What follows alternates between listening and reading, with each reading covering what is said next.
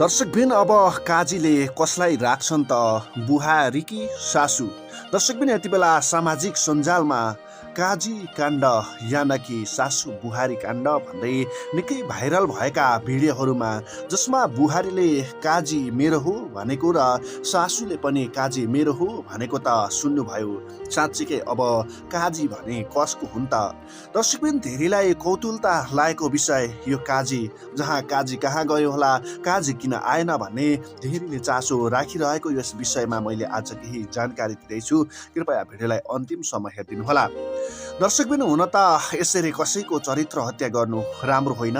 जुन सामाजिक सञ्जालमा आएका विषयहरूलाई भिडियो बनाइरहँदा काजी यानकि सासू र बुहारी दुवैसँग प्रेम सम्बन्ध राख्ने उनै काजीको घरमा पनि श्रीमती रहेको र घरमा श्रीमती भइसकेका काजी भने अब आफ्नै श्रीमतीसँग मिलेर बस्नुपर्ने र यता बुहारी र सासू, जुन सासू भनिने थिइन् उनी भने ओमानका लागि फ्लाइटको तयारी भएको र अब विदेश जाने तयारी गरिरहेकी छिन्। आफूले दुःख र मेहनत गरेको र सङ्घर्ष गरेको बताएकी छिन्।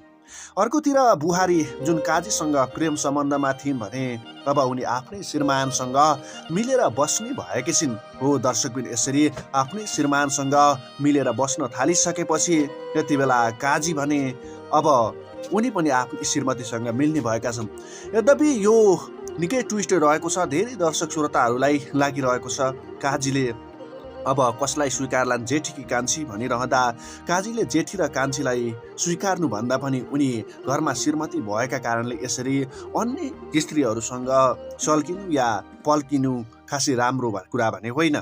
त्यसैले पनि काजीलाई अब आइन्दा यस्तो गरेमा सजाय हुन सक्ने र काजीले यसरी कुनै पनि महिलाको चरित्र हत्या गर्ने र कुनै पनि महिलामाथि यस्तो गर्न नहुने भन्ने कुराहरू पनि भइरहेको छ।